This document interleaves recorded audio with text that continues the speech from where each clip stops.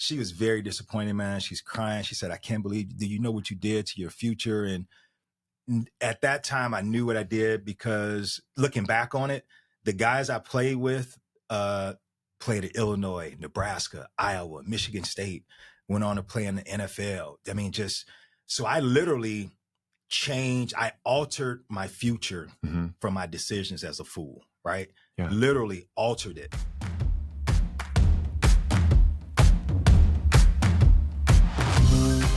What if the kid who once got bullied and then became the bully grew up to break the cycle for everyone else? Tommy Williams grew up on the south side of Chicago, surrounded by gangs, violence, and instability. After years of navigating survival mode, he found refuge and purpose on the football field. Sports taught him discipline. Community gave him a reason to stay the course. And when life knocked him down again, he chose to rise, not just for himself, but for others. Tommy launched Operation Healthy Family, a nonprofit dedicated to helping youth build confidence and resilience through sports.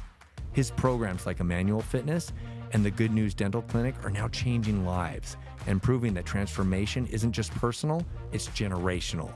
His story will remind you your pain can become your purpose, and your purpose can become someone else's lifeline, right here on Navigating Now. Thank you for being here, man. Thank you for having me. Appreciate it. It is a pleasure to meet you in person. Yeah. Because we have many friends and common connections. But Greg Stern told me that I needed to reach out to you and have you on this podcast. Yep. Not only because of your story of your life and your journey, but also because of what you're doing for our community, especially with our kids and such. So thank you for being a part of this. Thanks for having me. Really appreciate it. Well, I'm looking forward to our conversation because you grew up in Chicago. Mm-hmm. You were bullied as a kid. Mm-hmm. And then you ended up being the bully. Yeah. And football kind of changed your career. Pretty much. And gave you a different light and meaning. And so it's like, let's dive into that. Let's dive into your upbringing in Chicago and why were you bullied? Because you're a stud right now. Well, yeah, I wasn't a stud then. I was a cream puff. I was an overweight kid. So, born and raised south side of Chicago, 88th and Lifeline. So I was, I always say it was almost like the Little Rascals. Our neighborhood was middle class, but we were in the middle of gangs. And sure. So in the 70s, we had the Blackstones, you had the Gangster Disciples, and my neighbor. So I had two sisters, no brothers. Mom and dad married at 16 and 18.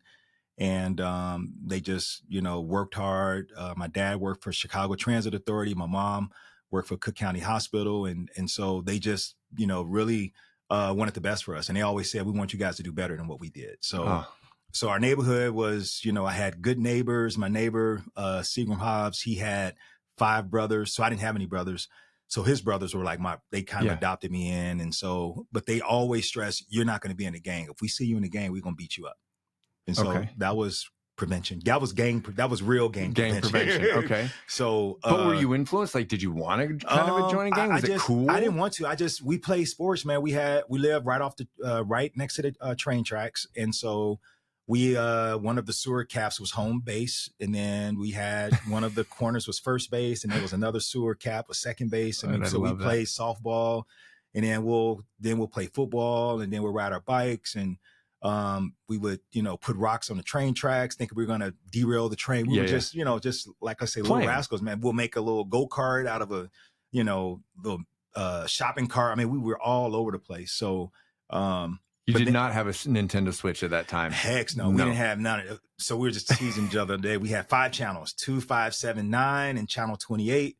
I was the white noise generation. So when you heard at midnight or whatever time it was, and the American flag would play. The national anthem came on, and then when the national anthem will wake you up, it's it's time to go to bed.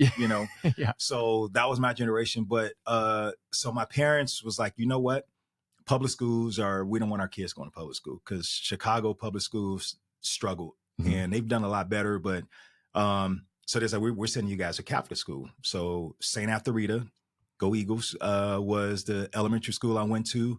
And I was in the same building from kindergarten to 8th grade. Okay. And I grew up I was an altar boy server. I sang in the choir.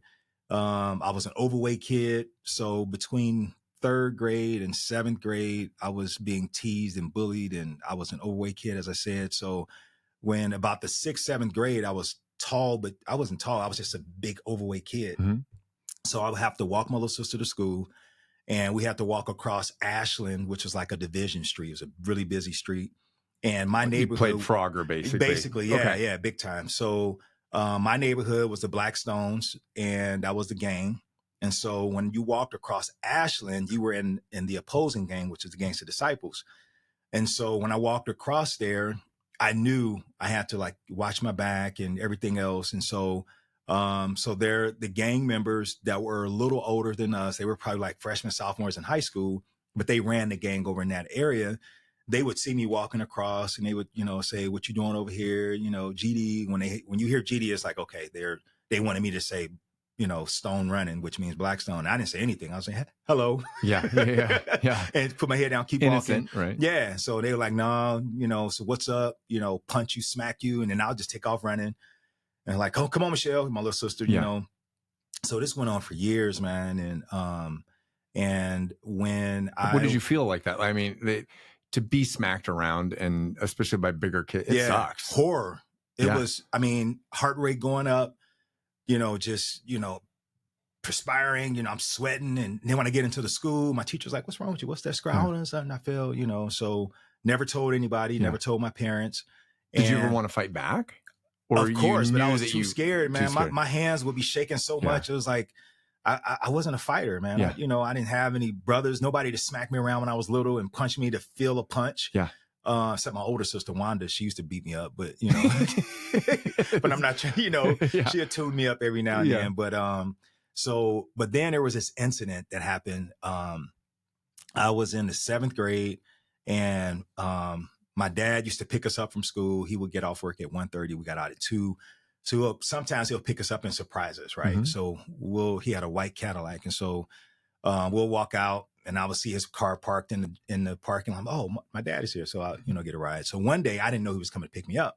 Well, his gang members was waiting on me because in the 7th grade, our girls looked like high schoolers because it was like they had the little Catholic school uniform and everything. And so these dudes from the public school would always, some of them went out. These 7th graders were real fast girls. So they had high school boyfriends. And so their boyfriends would come pick them up, and they were in the Gangster Disciple gang. And so I walk out of school, and I see him. I'm like, oh, shoot.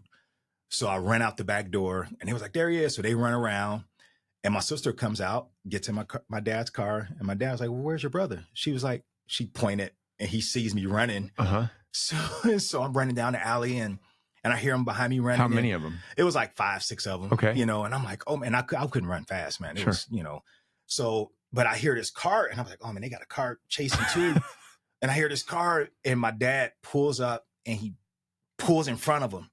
And I'm like knees is weak. He's like, get in the car. So I get in the car, and he snaps on him. And he was like, if I ever see you, I'm not going to say exactly what he said, but it was like, he let him know that you don't play around with my son, So I get in the car. Well, he get in the car. He's like, how come you didn't tell me? And I was like, I don't know. I was just, I couldn't, because they, snitches, right? Yeah. So when you snitch, it's like, oh man, we really going to, so I never want to be a snitch. So, so then that summer, I got into a really bad bike accident. My parents, so back up a little bit. I used to always get my bike stolen, like every summer. I was one of those kids. Right? I had my BMX stolen. It was brutal. 3 summers in a row, bike stolen. And it was, a couple of times I was dumb. I would go into the store, leave my bike on the outside, and then come out, bike is gone, right? Then one summer, we riding around, and there was an opposing gang, Gangster Disciples again, and they were on all these bikes. So me and my friends turned the corner. It was like, boom, we seen all these guys on bikes. So we tried to back up and turn around. It was like, and they were like, let me ride your bike. And I was like, no, my dad said, let me ride your bike. I'll give you a ride back. I said, okay. He gets on the bike, starts riding. Me and my friends looked at each other. He was like, we're not getting our bike back. So anyway, so now 7th grade, that summer going into the 8th grade, my parents went out to this concert, and my dad and mom got these new bikes, 10-speed Schwinn, 10 speeds. And my mom and my dad, they went to the concert, and I said, Mom, can I ride your bike? We're going to go on a trail. It's a place called Forest Preserve. And she said, no, you're not riding my bike. You know how you are with bikes. You're done with bikes. I was like, Mama, come on, I'll ride yours. And she said, no. And it was a women's bike. So it had the little bar goes down. Yeah. And so I already told my friends, yes, I can go. So my parents leave, and she said, don't ask your grandmother either. So you know what I did? You didn't ask grandma, and you took the bike. I asked grandma. Oh, okay. I said, Grand, can I ride? I'm going to go on a bike ride. My friends there. She said, okay, child, go ahead. Yeah. So I get on the bike, and as I'm riding, I'm like, oh, man, I'm going to get in trouble. I'm getting in trouble. You know, we're riding. He was like, man, Tommy, wait till you see this hill, man. It's steep. I'm like, oh, yeah, I can't wait. You know, and I'm on a 10 speed, you know, tires that thin. So they get to the top of the hill, and there's bushes and everything, trees right there. And so they have to bust through the trees in order to get to the hill. So they go down. I said, y'all go first. I want to see, you know. So they go through. Yeah. And it was like, okay, Tommy, you come. And so I bust through, and the tree branch comes back, and it boom goes into the front wheel.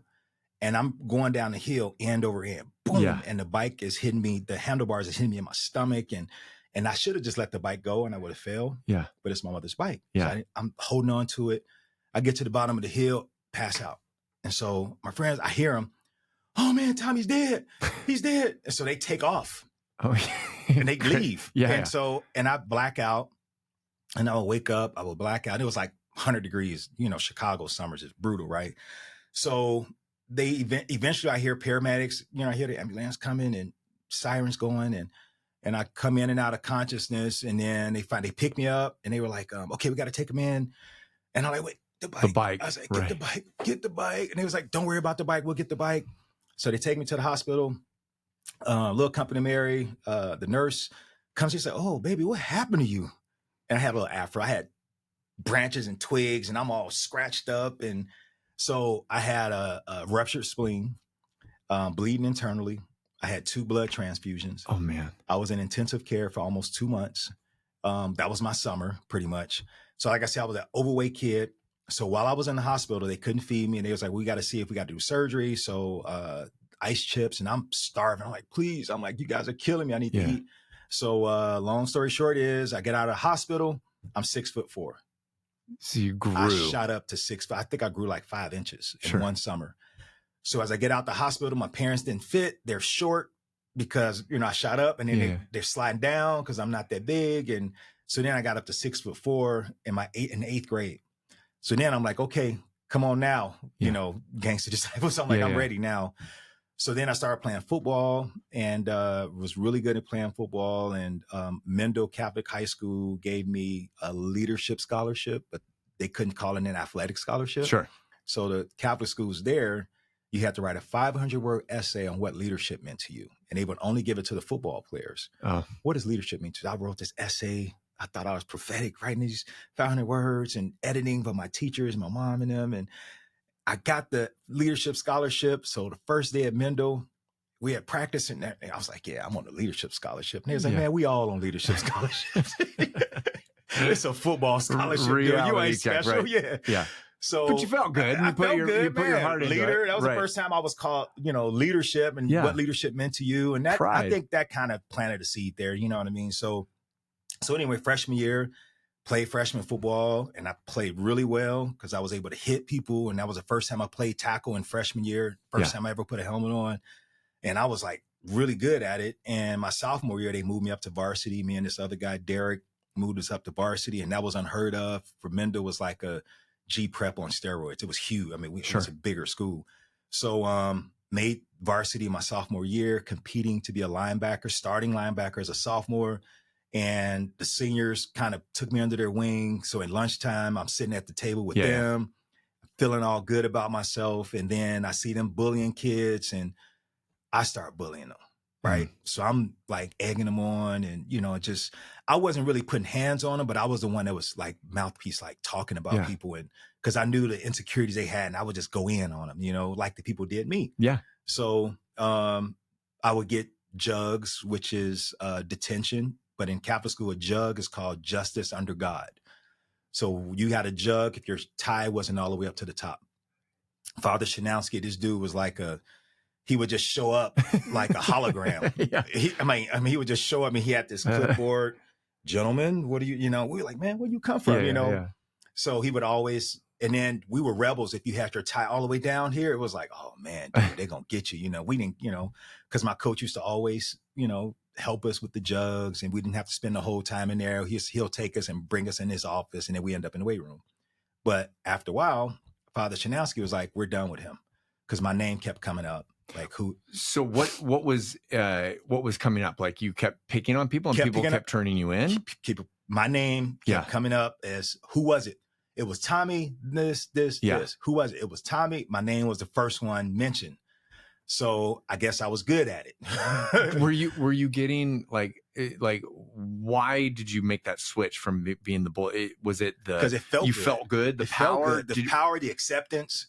That's what I was going to say. Is that the seniors and the juniors were like, this guy's cool. And looking at brain development nowadays, when I teach whatever, I tell youth about the frontal lobe, and that's the last thing to really develop. And kids 16 to 18, that's, empathy, self-control, impulse control.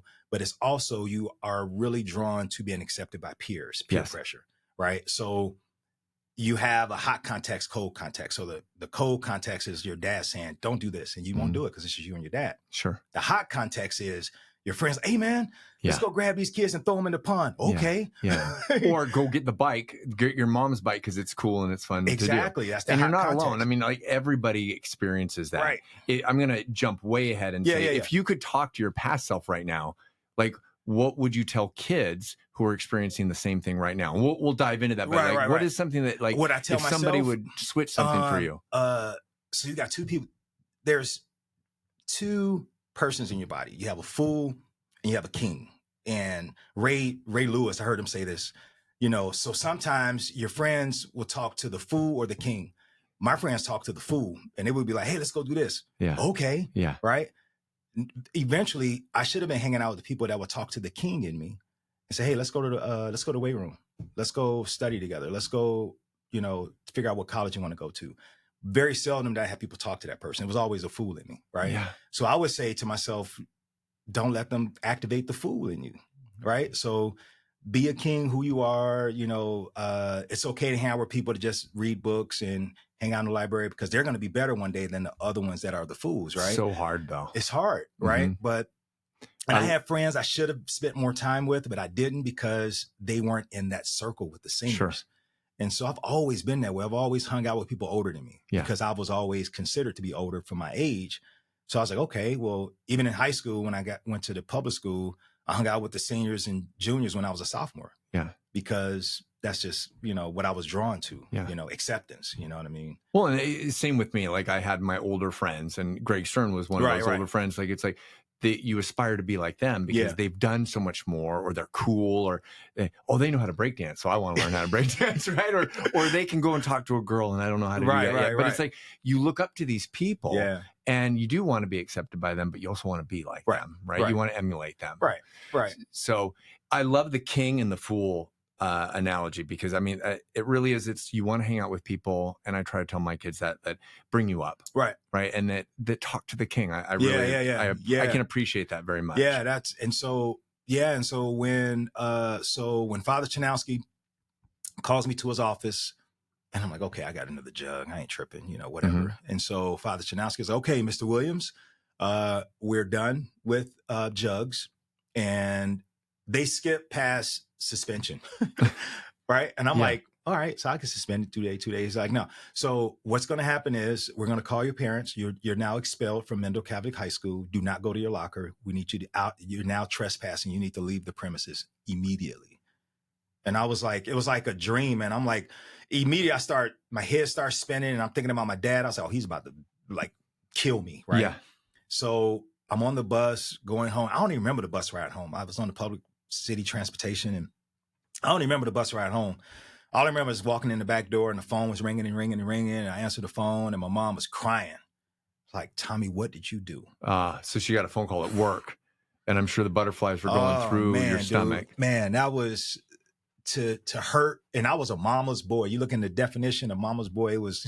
Yeah. I love it. If you're not watching this, you were just like, oh, look at me. I love that. Man, thumbs pointed at me. So, she was very disappointed, man. She's crying. She said, I can't believe, do you know what you did to your future? And at that time, I knew what I did, because looking back on it, the guys I played with played at Illinois, Nebraska, Iowa, Michigan State.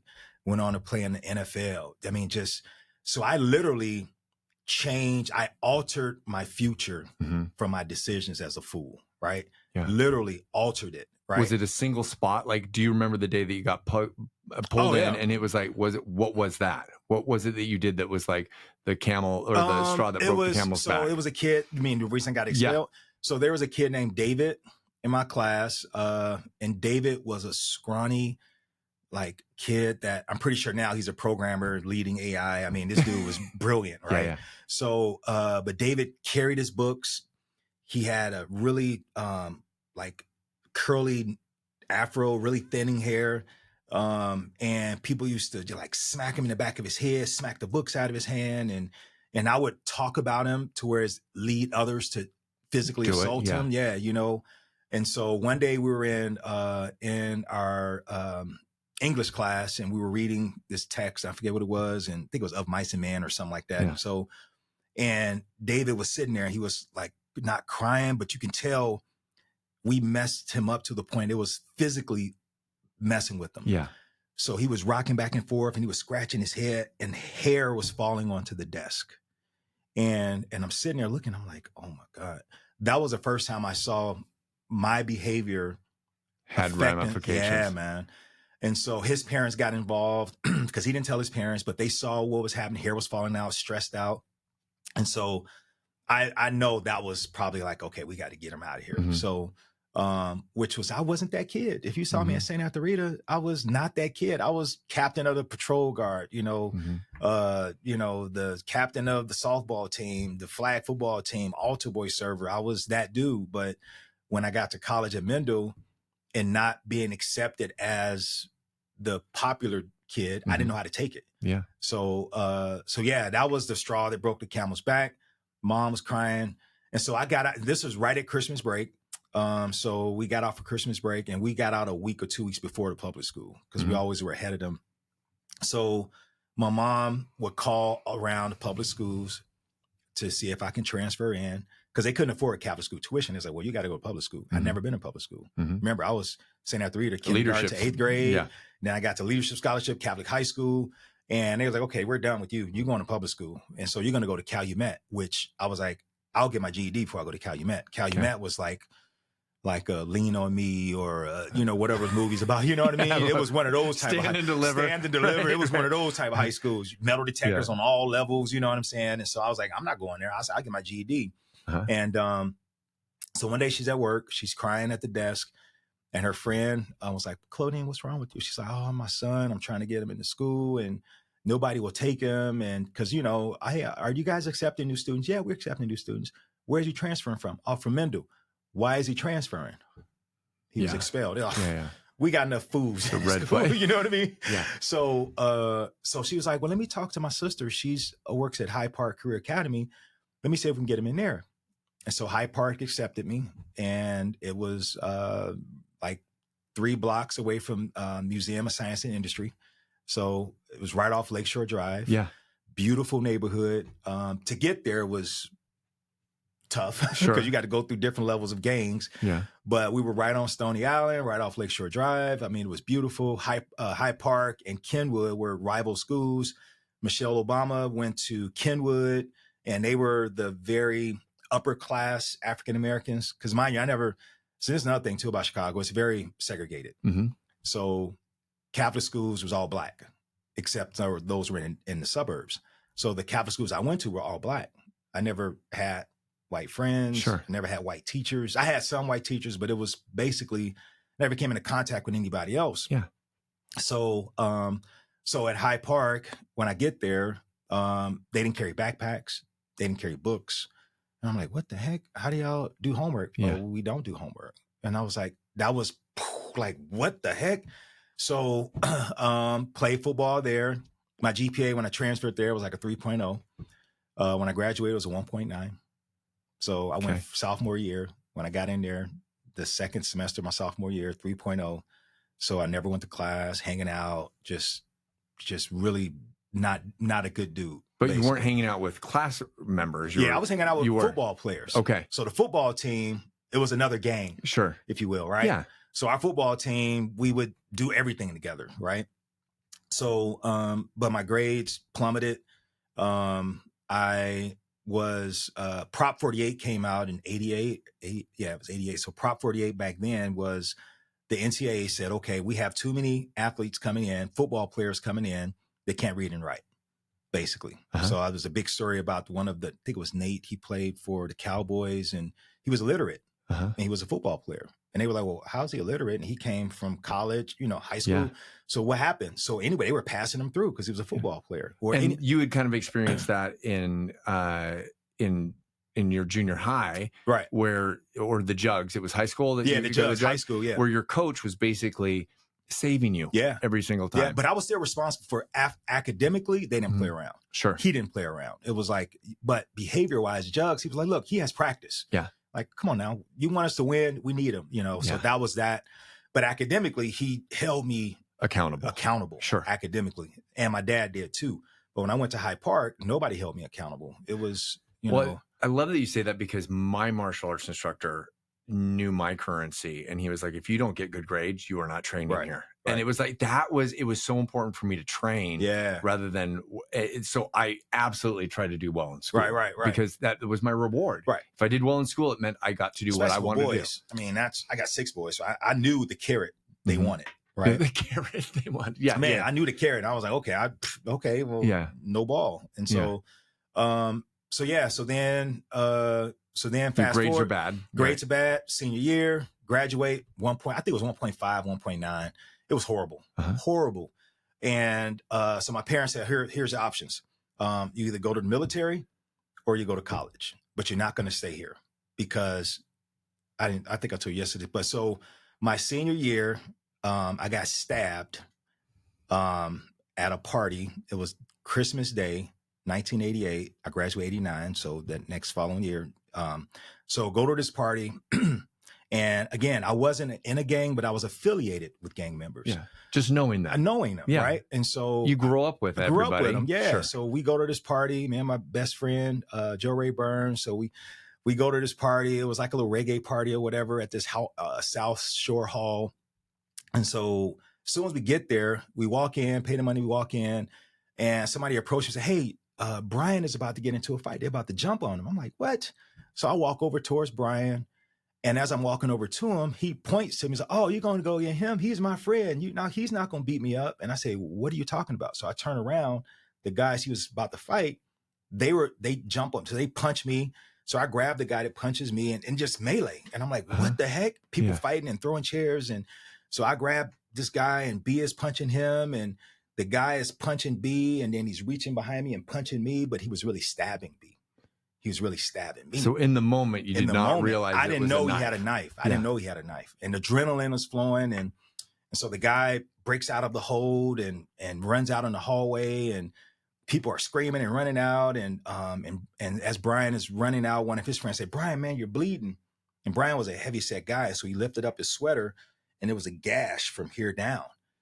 And we were like, oh, man, we're going to get this guy. We're going to kill him, So as I'm running out, my friend Joe was like, man, Tommy, you bleeding too. I look at my leg and I was, oh, Brian must be bleeding on me. And I pressed down and blood started coming out. I was like, oh, it was like adrenaline wore off at that point. I felt the pain. Yeah. So then I'm like, oh man. And so I'm getting lightheaded and Joe was like, we got to take you to the hospital. So he takes me to the hospital, South Shore Hospital. And so as I'm in there, detectives come, they investigate. They're like, okay, well, what happened? How long you been in the gang? Are you a black son? I'm like, no, man, I play football. My parents are like, he's not in the gang. You need to get the guy that did this to him. Mm-hmm. And so at that point, my parents were like, you need to get the heck up out of Chicago. Like you need to go to military or you go to college. Did they ever find the guy that stabbed you? They did. Okay. They found him. He ended up, his parents had a lot of money. And he went to school at University of Illinois and his parents had really good attorneys and he got probation. It was like slap on the wrist type stuff, which it was should have been attempted murder. Sure. Right. Assault with a deadly weapon, something, but he got a misdemeanor. We got dropped down to misdemeanor. So my parents at that point were like, cause I was too nice, man. I was very empathy. Right. So you're your friend. You want to help your friend. Yeah, exactly. Right. So my senior year, so that's when the NCAA passed this rule about Prop 48, that if you don't have a 2.5 or at least a 16 on the ACT, both of them, then you are ineligible to play your freshman year in college. And I didn't really realize that was real until college coaches was like, yeah, we really want you, but you're a Prop 48, your GPA is way too low. So that means you got to get like a 30 something on the ACT. And I was like, that ain't gonna happen. You know? Good luck with that one. Because I didn't do well on testing because I had a learning disability that I didn't find out until later what things were going on. So anyway, I was like, okay, I'm going to Air Force. So I graduated from Hyde Park, and my parents like, okay, you go to Air Force. All right. So okay. So I take the exam, and then they were going to come pick me up to swear me in, do my physical at MAPS training. I forget the term, the acronym for it. So they were going to come pick me up Saturday. And so Friday morning, I'm on the porch at my house, and I'm sitting on the porch. It was like 8 in the morning. And I'm like, man, it's crazy. I'm going to the Air Force. Like, this is crazy. You know what I mean? And my friend Dwayne was walking down the street. I'm like, Dwayne, what you doing this early? He said, oh, I'm going to Moraine Valley. I'm about to enroll in college. I'm like, Moraine Valley? I said, it's a community college? He was like, yeah. I said, they got a football team? He was like, yeah, I think they do. He said, all right, I'm going to go with you. So go in the house, get dressed. We go up to the bus stop, take the suburban bus from Ashland, and we go all the way out to the suburbs to Palos Hills, Illinois. This is just in your own mind. You're thinking about doing this. I was like, okay, I never knew I can play college football out of high school. I thought I was just trying to go to Illinois because a 4-year university, you would be a Prop 48. But if you go to a junior college, it doesn't apply. Okay. So you can play at a junior college, at a community college, and play 2 years, get your associates. Now you qualify to play D1. And so anyway, I go to Moraine Valley. First office I go to was a football coach's office. Coach Barrs, I go into Coach Barrs' office. I'm like, hey, I'm Tommy Williams. He said, oh, I know who you are. Yeah, you were all-city defensive end. I'm like, yeah. I said, so look, I'm a Prop 48. He's like, go register for 12 credits, and we got practice on Monday. Oh, wow. I was like, bet. So I go register for 12 credits, talk to my parent. You know, I get home, my mom, you know, I was like, guess what? I'm not going to Air Force. I'm going to play football in Moraine Valley. I don't have to, you know, Prop 48 doesn't apply. And he's like, oh, okay, well, you're going to tell the recruiter tomorrow when he gets here. And I was like, I don't want to tell the recruiter. I'm just going to call him. He said, no, you're not. You're going to meet with him face to face, and you're going to tell him. I love that. And I was like, I don't want to do that. You were terrified. I said, I don't want to do that. Right. So he shows up in the van, like 5-6 dudes in the van. I think I was the last stop. He knocks on the door. I'm like, my mom was like, hey, Tommy wants to talk to you. You have to deliver a no. I'm like, man. So he comes in. We at the dining room table, mom, dad, me, and I was like, I want to play football. So I signed with Moraine Valley to play football. Oh no, you can play football in the Air Force. You can. I mean, he was, you know, counter offer, negotiations. You know? He was there for like 40 minutes to an hour, man. I'm like, these dudes in the car burning up, man. You know, and so ended up not going, of course. So then I played at Moraine Valley 2 years, played really well, you know, All-American, JUCO, everything else. And all the Illinois schools were recruiting me. Got recruited to... How was your grades? Did they come Grades out? Was still struggling. Because again, I had a reading and comprehension I struggled with. Uh-huh. And I thought it was just because I didn't like school. It was because, no, I had a reading comprehension problem. I would read a paragraph. Sure. Okay, what did you read? And I'm like, I don't know. I knew the words. I was just accomplishing reading the words because I couldn't read to a point to where certain words I wouldn't pronounce right and everything else. And so I was just trying to read the words and not really comprehend what I was reading. So ended up grades. I was terrible. Sophomore year, again, I needed to graduate, and I wasn't going to graduate. I was with an associate's. With an associate's. Okay. I was 18 credits short going into my second semester, my sophomore year. University of Illinois comes and meets with me, and they open my transcripts and they say, son, do you want to play college football? And I was like, yeah. And he's like, who is scheduling your classes? I'm like, Coach Barrs. He was like, you need to stop having them. I was taking music appreciation, almost like basket weaving. I was none of the stuff that really applied, right? Yeah. So he said, you need to, if you really want to get a scholarship, you need to change this. So that summer, I took 18 credits in the summer to graduate. Oh, yeah. I was in school from 8 in the morning to 9 at night. 100%. I can relate to that because I did and I would never advise anyone to do this in the Japanese program. Oh, yeah, exactly. You in Japanese. But I did 3rd-year intensive over a summer program, and it was the hardest thing I've ever done in my entire life. My summer was completely gone, and it was the most difficult time to learn. So I can put myself in your shoes. And the reason I did the 18 credits is because Eastern Washington University, again, I had Illinois schools, Murray State, and Kentucky, and so me and my friends had a bet on who had the farthest recruit. Okay. So that was our bet. Who has the farthest recruiting trip? And so we were all in Illinois. So it was like, how many miles? So Eastern Washington calls my coach in Moraine Valley, say, hey, we like Tommy. So can you call him in your office? Go to the office, talk to Coach JD Solers. He's a running back coach at Eastern. He was also a recruiter. JD is like, hey, we really like you. We want to bring you on a recruiting trip. So I'm in town. I want to come and visit your parents. And I was like, you got to visit my parents. I'm the one to make the decision, because all the other coaches would see me at my community college. They never talked to my parents. So he said, no, we want to meet your parents. And so he drives to the south side. He gets lost. He's on 78th and Halsted. I'm like, dude, he's on a payphone. This is before cell phones, really. So, hey, I'm on 78th. And I said, get back in the car. I'll meet you at McDonald's. Don't do that again. You know what I mean? So I meet him at McDonald's, take him to my house. He says to my parents, like, yeah, we really like Tommy and we'll take care of him. We're at Eastern Washington, Cheney, Washington, blah, blah, blah. And I'm like, okay, Washington. So a kid my age from south side of Chicago, what I was thinking when they said Washington? DC. DC. Yeah. I'm like, I'll go to DC. I'm like, yeah, that's what's up. I'll win the bet, right? I think it was $100 or whatever. I said, I'll win the bet. I'll go to DC. So he's like, yeah, you can fly out next week. So they send the ticket, fly out. I had a layover in Minnesota.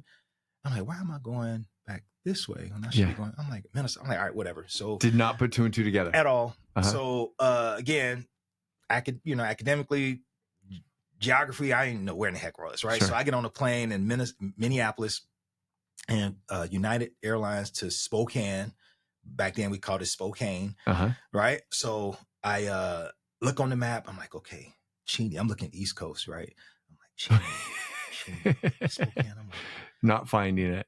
Yeah, Spokane. I'm like, where? I put the little map thing back in the seat, put my headphones on. I'm like, man, I don't know where I'm going. So I get off the plane in Spokane. What's the time period? This was in 91. Okay, but what's the weather like? So it was during basketball season, because when they recruit football players, you come into basketball season. So that's November, December. I think it was November or something like that. So it's cold here. It's cold. Yeah. And Chicago, it was nothing for me. So I get off the plane, Spokane, see all these doggone trees. I'm like, where in the heck am I at, man? So, but then Spokane, I was like, okay, it's a city. So I'm like, okay. Because I always wanted to be in a city to play football. I didn't want to be in a small town, corn-fed town. So I'm like, all right, this is cool. It's all right. So they get me from the airport, and then we drive downtown. And this is when the old bus station used to be there. And the old bus station, that was like, you saw prostitutes, everything else. And I'm looking at the clothing people wearing, the Jerry curls. I'm like, man, what in the heck? They way behind out here. I'm like, this is crazy. Yeah. So they take me to CI Shenanigans to go eat right on the river. I'm like, man, this is nice. White, linen, eat what you want. I ordered prime rib. I'm like, man, this is cool. They was like, yeah, we really like you, Tommy. And they show me photos and academic stuff and these pamphlets and everything. I'm like, yeah, this is cool. All right. In the back of my mind, I'm like, I ain't going here. I'm like, this is way too. It's like 1,400 miles from Chicago. I'm like, I am not going. But I'm talking to them. I'm like, oh yeah, the Seahawks practice here, because that's when the Seahawks used to practice in Cheney. I'm like, okay, NFL practice here. Okay, that may be something, So it's okay. Now we're gonna go out to Cheney. I was like, well, aren't we here? Yeah. I'm like, are we? Yeah. So we're going out to Cheney. The sun went down. We get on the highway going out towards Cheney. It got pitch black. We got off at 4 Lakes Cheney. I'm looking around like, I'm looking for landmarks just in case I get lost. I'm like, okay, that's a tree. That's it. I'm trying to figure out. There's a barn over there. There's a barn. Like trying to because I have to leave on my own. Yeah, exactly. Yeah. So we get to Cheney and I'm like, oh, heck no, I'm not going here. I'm like, this is like, they ain't had a stoplight in town. It was like all 4-way stops. They do now. Yeah. Well, when I was there, they had a ribbon cutting ceremony for the light. I'm like, this is crazy, man. So we end up, go to the game, blah, blah, blah, Sunday. Anyway, fly out, get back to Chicago. My mom, my dad, he was like, hey, so how you like it? I'm like, it's cool, but I ain't going there. Man, oh, yeah, you are. We just talked to JD Solers and Coach Zorns, and we told them you are going. And I was like, They were the decision maker. They made the decision for me. They said, Tommy, I said, y'all don't love me. Y'all trying to get rid of me. And they was like, well, here's the deal. You just got stabbed your senior year. They was like, you're too nice, basically. You're too friendly. We want you. And to be honest, this statement to me really shows how Chicago is very segregated. They was like, we need you to understand how to live amongst people that are not your race. You need to learn how to live. Telling you, you need to learn how to live in the white man's world. You need to learn how to navigate through that world, because that will help you in life. And I was like, what? What do you? I said, ain't no black people out there. Like, I'm not. They was like, exactly. And you can't just come home for the weekend. Like, we literally got to make plans for you to come home. I was pissed, man. I was like, yeah. I mean, I was mad, but looking back on it, I understand. They love me. Yeah. You know what I mean? So. And I guess that's what all parents want, right? They want to lead you in the right direction and hope that you go that direction. We can only lead them, right? And it's up to our kids to decide that. To decide, yeah. So anyway, get to Eastern. I played pissed off every game because I was like, I don't like it here. I was the only black person in every class. I majored in criminal justice. First day of Crim J, Professor Monahan gets in the class, intro to Crim J. It was like 200 people in the class. And I was like, I want to be DEA. I want to be FBI. And me and the other football guys, the other brothers, we going to go criminal justice. And so he gets in the class and he looks at the auditorium. He said, okay, here's the deal. We have the most students ever enroll in criminal justice. He said, I need about 70% of you to drop this class. So I'm going to make this class the hardest you've ever taken. So I was up at the top. Everybody was like, man, I'm switching to in the bleachers. I was. I mean, it was the auditorium, so I was up at the top of the auditorium. So my friends, oh man, I'm switching to sociology. I'm switching to PE.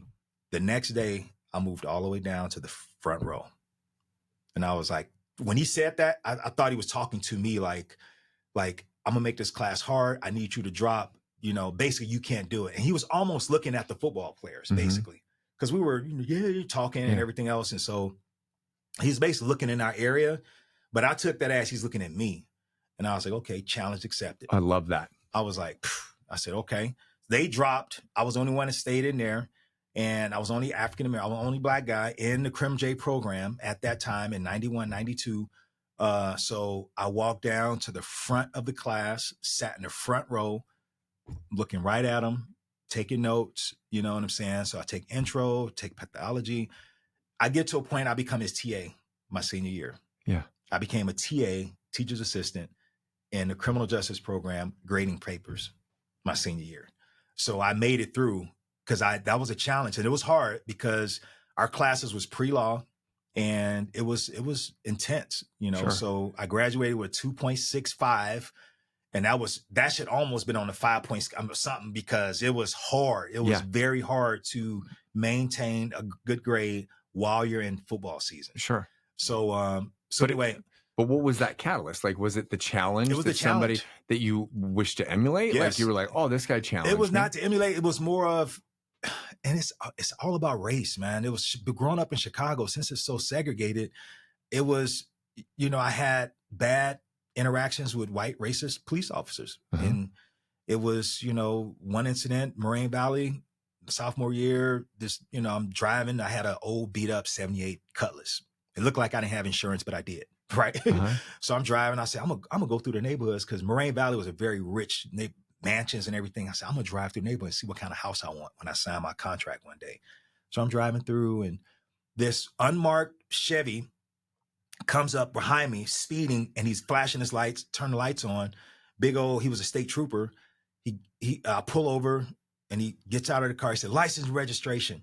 My window, like I said, was a hoopty. So my window didn't roll all the way down.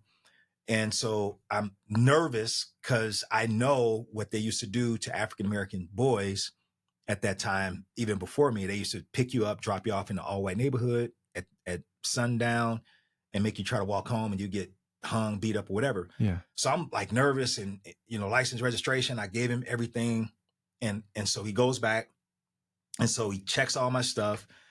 And actually, when he walks up, first thing he said was, N-word, what are you doing in this neighborhood? And I'm looking, I'm like, my heart, I said, I have my football jersey. I said, I play for Moraine Valley. I said, I'm just I'm cutting through the neighborhood to get back to Ashland. And he said, okay, goes back to his car, looks everything up. I guess everything turned out good. I had no warrants or nothing. So he comes back to the car and he slings all of my stuff back into the car. He looked like he wanted to hit me. Yeah. But I was leaning way back because my seat was broke. Okay. So he flings it in the car and it hits the passenger window. And he said the N-word, get out of this neighborhood. And I said, okay, yes, sir. And I'm nervous. I'm like putting the car in drive. And I'm like, wanting to follow every rule. Man, leaving. dude. Yeah. So fast forward, Eastern, when the professor Monahan said that to me, I'm looking at this guy, white guy says that to me. And I'm like, okay, I'm going to show you that I can make it through this program. Yeah. Like I'm not dropping, even though my reading comprehension was bad. So I go to the student disability center or whatever. And I say, man, I need help and reading comprehension. So that's all you need, a tape recorder. So then that's when I found out that I had to start recording my lectures. Yeah. So I would write down everything and record it. And this is old school. My wife was teasing me. She was like, I remember the little small recorders. Yeah. She said, did you have one of those? Because I'm like 6 years older than my wife. I said, no. I had the big old cassette things that you had to press play and record at the same time. I had one of those. Did you ever see the movie Vision Quest? Yeah. Okay, when he plays every morning, he hits it, and it's just like I had one of those. Yes. It's the best ever. Okay, so that was my tutor basically. So I didn't care. I wasn't embarrassed or nothing. I put it on the desk, click, record what he was saying. So that's how I made it through. But it took you to do it. It took me to do it. You were the one that basically it was your own drive. To prove somebody wrong. Right. Okay. And I knew I had a reading comprehension problem. In the 8th grade, I was reading at the 5th grade level in St. Arthur. It was St. Arthur. So every summer I had to go and meet with Sister Marcellus in the library. And I would have to read all these books and write reports, and because they were trying to help me with my reading comprehension, and I would get it, then lose it. So anyway, but what I should have been taught is to learn how to, I was an auditory learner, right? So I had to hear it while I'm reading it. And it was a process in order for me to go through that. So anyway. And you're swimming upstream. Basically. Every day. Yep, exactly. So made it through, became an All-American at Eastern. Was able to play really well. Dallas Cowboys was going to draft me, but they cut the draft to 6 rounds. I got drafted in the Canadian Football League to Winnipeg. Broke my ankle first game of the season. And when I got up to Winnipeg, I was like, okay, I'm going to start a foundation. I'm going to help kids. I was like, this is what I wanted to do in life. I knew what I wanted to do. And so because you had been that. I've been that. And so I knew that I wanted to help people. I knew I wanted to help kids. I knew I wanted to start a foundation. And so there's what happened to the FBI? What happened to the DA or what? So what happened was when in the LA riots in 91, 92, the LA riots happened off of the forget the gentleman's name to get Rodney King, the Rodney King incident. So when LA riots happened, LAPD came up to Spokane. They were going around all universities trying to recruit people to go down to be LAPD. Yeah. And at that time, I was like, I don't want to be a police officer. I was like, I don't want to be FBI. I was like, I don't want to be that. Yeah. I didn't want to be associated with that. Even though my family were police officers, my aunt was a sergeant. My grandmother was one of the first Black women sheriffs in Cook County in Chicago. My uncle was a lieutenant. So I had family members who were in law enforcement. And I was like, well, do I really want to do that? So I want to do something different. I want to help kids before they get in trouble. So anyway, I was in Canada, broke my ankle. I'm laying up. I'm like, man, I'm not going to be able to do this now. So what am I going to do now? So then got out of that, came back to Spokane, finished my degree. Because again, I didn't finish my degree when I went to Eastern because I was a JC transfer from Illinois. They didn't accept all my credits. Gotcha. So you had some catching up to do. I had some catching up to do. And I had some humble pie to eat because when I left Eastern to sign this contract, I was not humble. I was like, I'm about to go pro, you suckers. I'm about to get paid. And he was like, oh, okay, whatever. I was a jerk. But then when I broke my ankle, my parents, so I was like, okay. They was like, what are you going to do? I said, I'm going to come back to Chicago, work for Chicago Transit Authority. He's like, no. Coach Orange and them said that they're going to keep your scholarship. You can go back to Eastern and finish your degree. I was like, I don't want to go back to Cheney. They said, well, you're going back to Cheney. You need to finish your degree. So I come back to Cheney, had to eat humble. They said, oh, humble what pie. happened, man? I thought you went pro. Thought you was a baller, right? Yeah. And then people ask, well, why are you here? Why didn't you? I thought you was playing football. Why are you here? And I was like, I'm getting my degree. It's like, oh, I guess you were a student. I was like, oh, okay. Mm-hmm. Challenge accepted. Gotcha. So now you thought I was just a dumb jock. So when I came back, really like honed into my craft of being in Crim J. That's when I became a teacher's assistant for Professor Monahan. And when I graduated, I had my senior year, I had to do an internship because you had to do 15 credits to do an intern. And so I did my internship with Spokane County Adult Probation. I had to go there every day for a whole quarter. So morning to 8 to 5. So that's what I did. And so from there, I got hired to work for Spokane County Juvenile Detention Center. So I worked at a detention center. And that's what got me in that realm of working with youth. Yeah. And so, and then fast forward, my wife and I met my wife. I had 2 boys. She had 2 boys. We got married, had 2 boys together. So we're the Brady Bunch plus 2, right? So, yeah. So we, I had my oldest, Tommy, was 4. My youngest was 2. Ivory was 2. Her oldest was 6. Anthony, her youngest, was 3. Akis. And we got married. We'll be 20 years in November.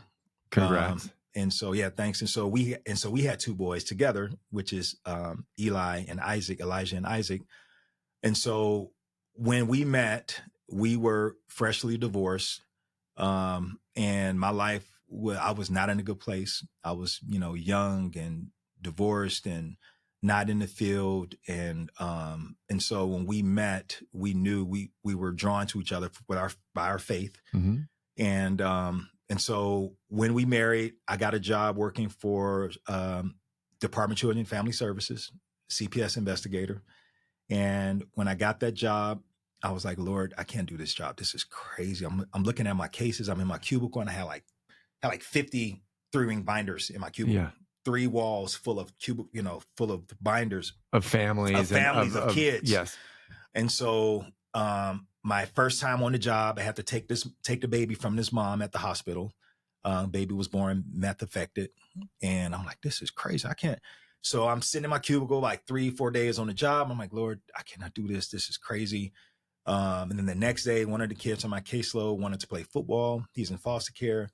And the foster parents, and I was kind of naive. I was like, hey, he wants to play football. And I got him, YMCA has this program. And they were like, we're not doing that. Like, y'all don't pay us to take him to practice. We're just, he's here for us to be able to, feed him and take him to school and everything else. Who's going to be with other kids while we take him to practice? And I'm like, well, he's getting in trouble. He needs to be in sports. And I know, because that's how I was. And they were like, so I called his attorney. And then I called the attorney general's office and we had a court hearing. And the judge said he is going to play football. He's going to get involved in that. And the public defender and his guardian ad litem said, well, there's a program that can help pay for this. So anyway, and then God gave me a vision. He's like, okay, well, start a free after school football program. Because at his school, he was getting in trouble. Sure. So I go to the principal at Grant Elementary. This was in 2009, 2008. And I said, hey, I want to start a free after school football program. She's like, when? She's like, let's go. Let's do this. She was like, we need this. Uh-huh. And so I said for 5th and 6th graders. And then I go over to Sheridan Elementary. And I said, it's the same thing as Sheridan. I said, I want to do a free after school football program, a 3-week program. And at the end of 3 weeks, Sheridan is going to play Grant in a football game. A fun little rivalry, game. Right. And so I'm by myself. This is the naive thing in me of the big heart. And I'm like, I'm just going to do it. Yeah. Right. So Monday, Wednesday, I'm at Grant. Tuesday, Thursday, I'm at Sheridan. And I would, as soon as I get off work, I would run to the schools, do this every day after school, like almost killing myself doing it by myself. Got like 30 kids out there. I'm doing these drills. And then at the end of the 3rd week, we had the game at Grant Elementary. And all of the parents out there, and they've never seen their kids play sports, and they're just excited. And I'm like, this is really cool, man.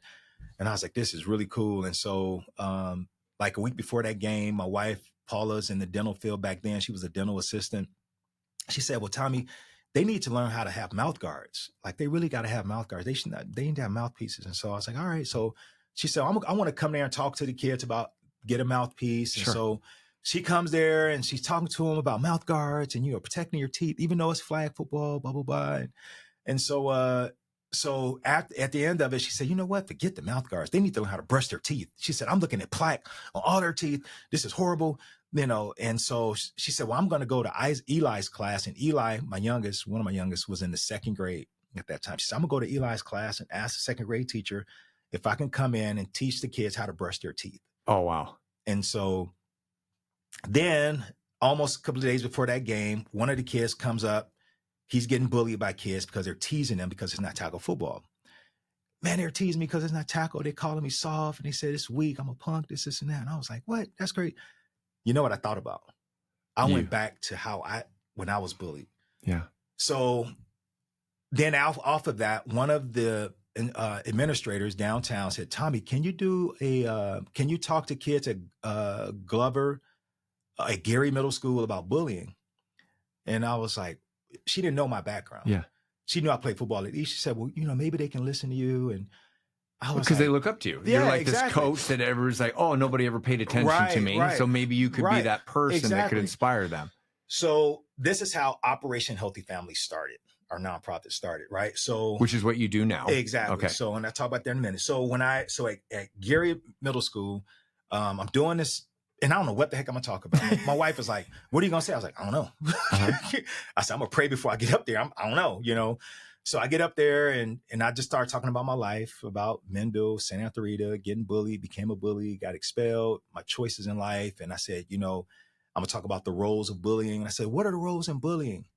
I had 3 poster boards, and I had the kids come up. So what are the roles? And somebody held up bullying, and they was like, bully. I'm like, yes. So that's the one, that's the aggressor, blah, blah, blah.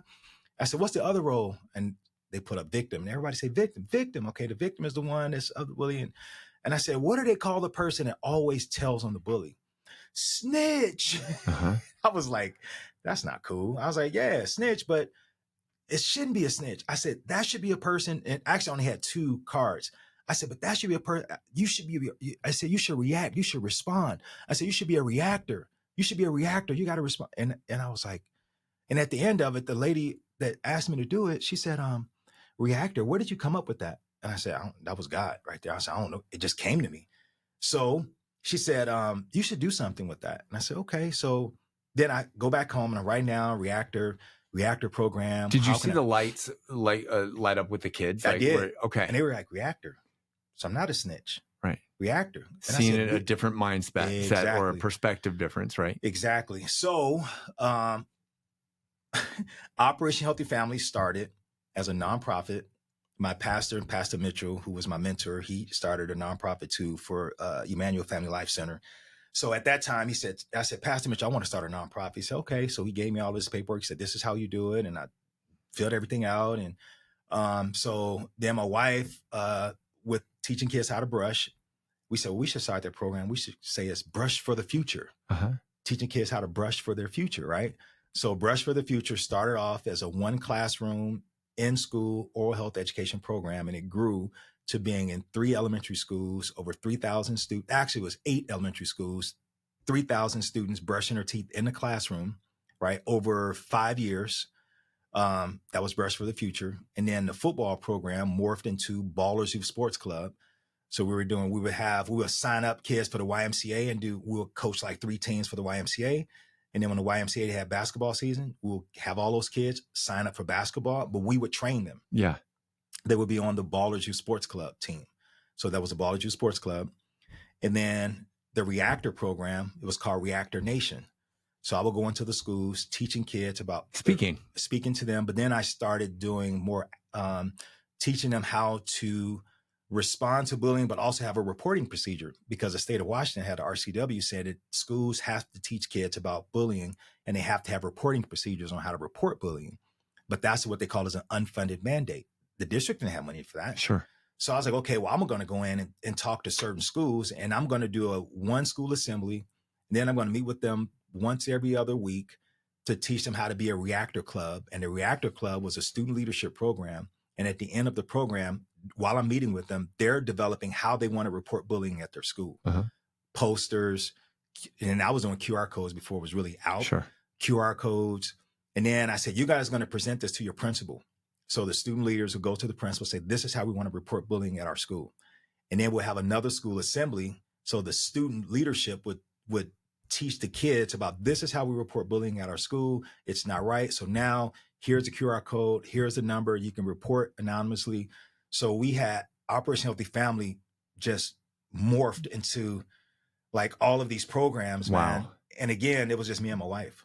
Oh, that's awesome. That we're doing it. I want to put the brakes on that for a second, because bullying is so prolific in schools now and in our time.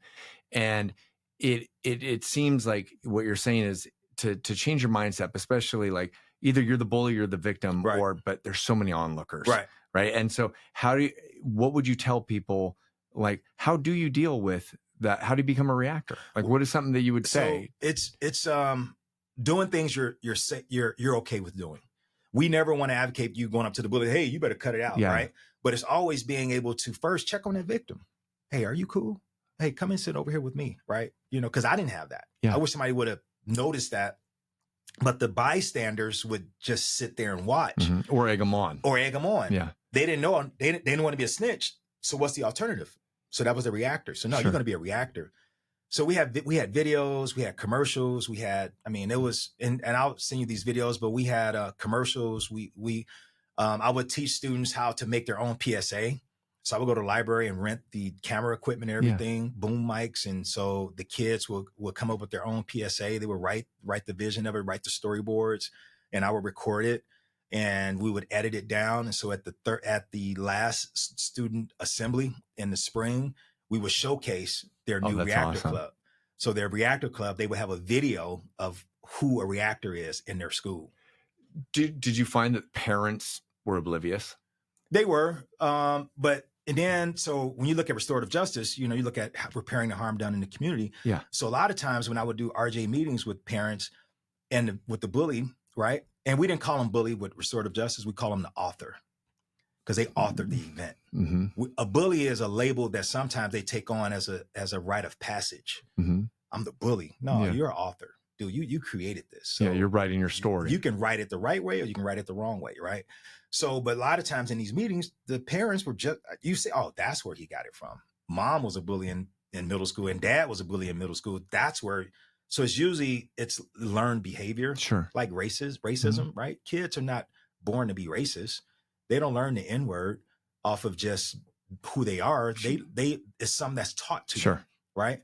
So that's usually where it happens. So the parents usually is because they were involved like that too, as when they were younger, or they were a victim when they were younger. So it's like, oh, now my child is being, so it's almost. But you made that switch from being bullied to being the bully, but then to going back to the give, right? And being the mentor and the people that lift people up. Right. What was that catalyst? The catalyst was me wanting to help. It was literally, and this is again, my parents, that's why I say you need to get out of Chicago, because like you just so nice. You just so you always want to help people. That's how it was. I don't know. I just had that empathy in me that I wanted to do something about it. I wanted to respond and help, because I didn't want people to make the choices I made. You know what I mean? So that was really my catalyst, is I just wanted to help, Do you think that let's call them authors or bullies in the future, like if you can show them or tell them something, like, it's better to help someone than it is to push them down. Right. And it's learning you got to teach that behavior, and you got to learn how to give back to the community. So instead of, because they usually do suspensions, they suspend the bully. Okay, when you suspend them, they have to come back to the community. How do they repair the harm back in the community? That's not taught. Yeah. They just come back in the classroom. Okay, well, what interactions are they having to that victim now? So now we got to teach that person how to give back, how to engage with that victim, how to connect with them, right? And we talk about, hey, this victim likes Jordans, right? They got the threes. Oh, you got the threes too. And then they're talking about shoes as opposed to how they're different and being bully victim. Yeah. You're connecting them together in a way that they didn't know how to connect. Relating. That's basically it. It's developing a relationship off of that. If you could go back to your past self and you saw the boy that you had picked on that was scratching his hair, have you talked to him? No, man. And so is this a challenge accepted? Yeah, man. Because I, and that's, I'm glad you said that because, and I tell kids that story. When I was doing my school assemblies, Yeah. I brought that story up all the time. Mendel, expelled, David, hair falling out. And this is my give back. Every kid I help is David from here on out, basically. Right. So until I meet him again, until I'm able to in person apologize for my behavior, every kid I help is David, basically. So that's why I do because I remember that day when his hair was falling down. I was like, whoa. That was the first time I visually saw my behavior affect someone like that. So I'm like, okay, well, challenge aside, I can do better. I can do better, man. So that's what I'm doing. So, well, and you are doing that. Yeah. And you're making a difference in this world, and especially within our community. Like, what are some of the hardest challenges that you've found to set up the foundation? Like, what struggles are you running up against right now with the foundation? And of course, nonprofits, funding, and everything else, keeping the mission going. Our mission is to honor God, follow Christ, and serve our community with health equity programs, right? So that's our mission. So our health equity programs today are Good News Dental. So we have a faith-based Medicaid dental clinic on the South Hill. And then we have Emmanuel Fitness. So I'm always been involved with kids. Emmanuel Fitness is a sports fitness program for kids. And we have a weight room. We have a basketball gym. We have shooting machine, Vertimax for 12 to 18-year-olds. My whole mission now for youth is to help them first learn how to be healthy, right? And two, if they want to play sports, how to really get to a point to where you're going to excel in that sport early. Because nowadays, if you don't have access to the gym, if you don't have access to the training, if you don't have access, you're falling behind. Even at third graders now, which is crazy. So we want to focus 12 to 18-year-olds. But the biggest hurdle that we have is funding and keeping the ball in the air and having donors help us, basically. That's kind of where we're at.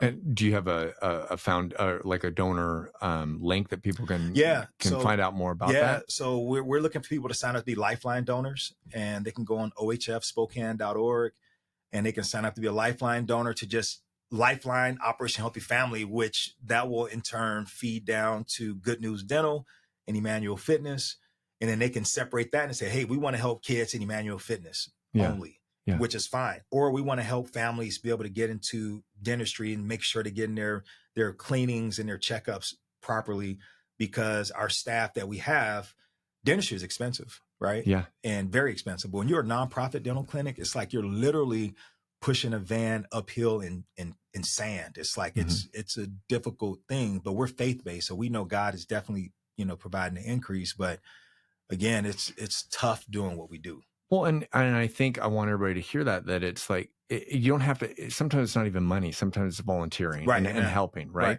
And you don't know what difference you're going to make to somebody or a youth or within your community unless you try. Yeah. And what I love that you've said is that you're giving them options, and you're being that kid who goes up to them, and instead of talking to the fool, you're talking to the king. And you're saying, we can teach you how to lift. We can teach you how to take care of your teeth. We can teach you how to respect others. We can teach you how to be more respectful to the other kids and not be, the bully, not be the author, but be the reactor. Right. And it seems that people can help, and you don't realize what kind of a difference or an impact you can make. Yeah.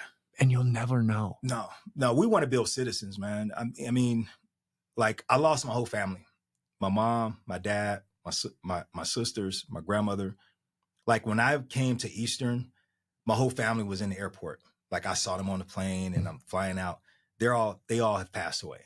So I'm the only one left out of the Williams, 88 and Laughlin family. And so what I want to leave is a legacy, and leave this place better than when I got here. Right. So I'm kind of at a point now in my age to where that's my why. My why is that every kid I work with, I want to make sure their life is changed, impacted to where it's a ripple effect for whoever they come into contact with. Right. So it's, even volunteers for dental. I mean, somebody that's a dentist say, hey, you know what? I want to be able to come and work there once a month and help, or whatever it is. We know this mission is not just for us, it's for everyone. Yeah. And we need to have an opportunity for people to know that they can come and help. But then at the same time, we know that we have a duty to do so.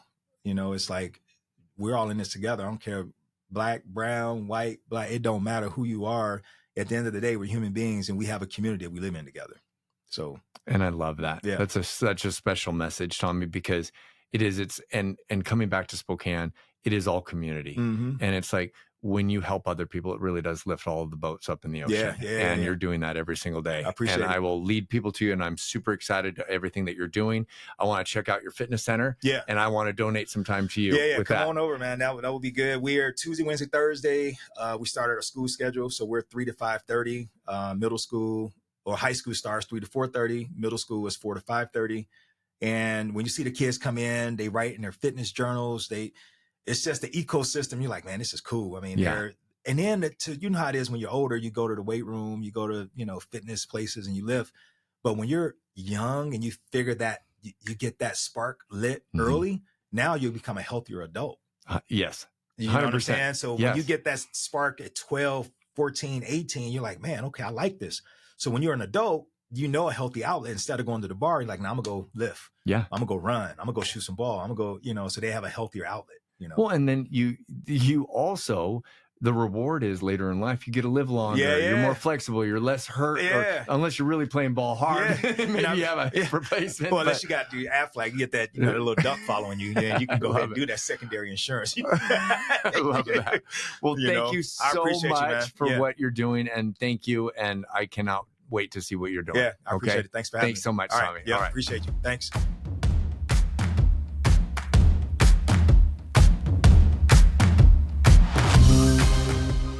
Thank you so much for listening to Navigating No. If this episode brings you value or you know someone who could benefit from it, the best way to support the show is by sharing and subscribing. It's completely free and helps us reach more people. And if you have any questions, feedback, or guests you'd like me to interview, drop a comment while you're there. I'd love to hear from you. And most importantly, thank you for tuning in. And let's continue sharing optimism and positivity.